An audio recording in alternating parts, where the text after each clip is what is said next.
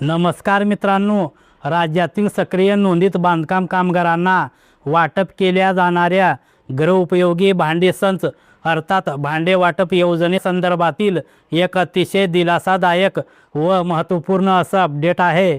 मित्रांनो, महाराष्ट्र इमारत व इतर बांधकाम कामगार कल्याणकारी मंडळामार्फत सक्रिय नोंदीत बांधकाम कामगारांसाठी विविध योजना राबविल्या जातात आणि याच्याच मधील एक महत्त्वाची अशी योजना म्हणजे गृहोपयोगी भांडे संच वाटप योजना. मित्रांनो, या योजनेच्या अंतर्गत भांडे वाटप केले जात असताना जिल्हा स्तरावरती वाटप केलं जात होतं. याच्यामुळे मोठ्या प्रमाणावर गर्दी होत होती आणि लाभार्थ्यांना जिल्हा स्तरावरून गावापर्यंत हे भांडे नेणे सुद्धा अवघड जात होते.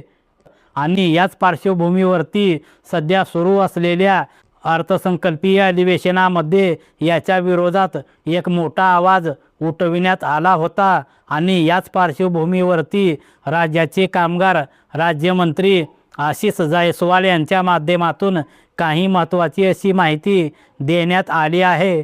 मित्रांनो, त्यांच्याकडून दिलेल्या माहितीनुसार आता 358 तालुक्यामध्ये या सेवा सुविधा उपलब्ध करून देण्यासाठी मंजुरी देण्यात आलेली आहे.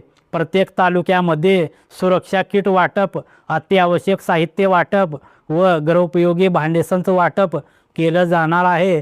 गर्दी टाळण्यासाठी राज्यामध्ये नवीन 200 किट वाटप केंद्र सुरू करण्यात आल्याची माहिती त्यांच्या माध्यमातून देण्यात आली आहे. त्याच्यामुळे आता प्रत्येक बांधकाम कामगाराला तालुका स्तरावरतीच भांडे वाटप करण्याचा कार्यक्रम या ठिकाणी नियोजित केलं जाणार आहे. मित्रांनो, याचबरोबर एक महत्त्वाचं असं अपडेट म्हणजे 90 दिवसाच्या कामाचा दाखला. आपण जर पाहिलं तर केंद्र शासनाच्या सूचनेनुसार 90 दिवसाच्या कामाचा दाखला हा बांधकाम कामगारांना नोंदणी करताना नूतनीकरण करताना द्यावा लागतो. परंतु अशा प्रकारचे बांधकाम कामगारांना दाखले मिळविणे मुश्किल होत आहे आणि केंद्र सरकारच्या या सूचना असल्यामुळे नाईलाजाने ही एक महत्त्वाची अट याच्यामध्ये लावण्यात आलेली आहे. आणि याच पार्श्वभूमीवरती केंद्र सरकारकडे ज्या दिवशी बांधकाम कामगार कामाला सुरुवात केलेली आहे त्या दिवसापासूनच